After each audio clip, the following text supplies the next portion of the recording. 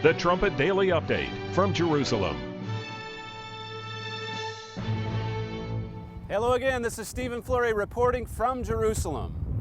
Here in Israel, one huge story that made headlines this week is the partial acquittal of former Prime Minister Ehud Olmert. In 2009, Olmert was forced to resign from office after being accused of fraud, corruption, and accepting bribes. This past Tuesday, Israeli courts acquitted him of the most serious charges and found him guilty only of breach of trust. After a sensational 3-year trial, the verdict means Olmert can walk away largely unscathed. With his sentencing scheduled for September, jail time for the former prime minister is unlikely, though he may be barred from serving in the Knesset for some years.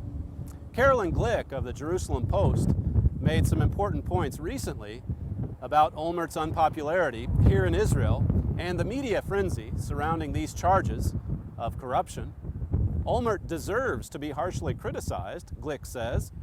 Objectively speaking, he was the worst prime minister that Israel has ever had, she wrote. Olmert lost the war with Hezbollah in 2006. He lost Israel's campaign against Hamas in 2008 and 2009. He failed to block Iran's pursuit of nuclear weapons.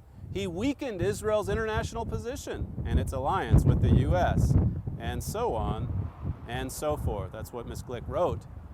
But what's even more despicable than Olmert's failures as prime minister, Glick goes on to point out, is how the media rushed to crucify a weak leader rather than accept blame for its own crucial role in Israel's string of defeats. The Israeli media specifically, and the left generally, holds the lion's share of responsibility for the outbreak of the 2006 war due to its massive propaganda campaign to coerce successive governments into withdrawing from southern Lebanon in 2000, Glick wrote. Had Israel not run away in May 2000, Hezbollah would not have been free to attack Israel in 2006. It's that simple.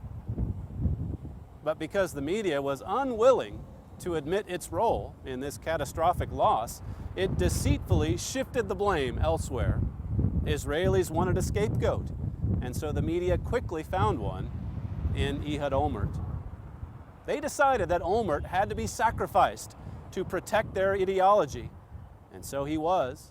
It is a scandal of historic proportions that Olmert was ousted for anything other than his unforgivably failed leadership of the country in war. His alleged corruption was at best a tertiary concern, she wrote. Now that, Glick said, is the problem with putting politicians on trial.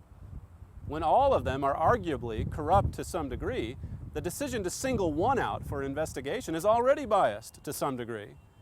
And when much weightier issues are at play, and the purpose of a trial is simply to divert the public's attention, then it's all the more reprehensible.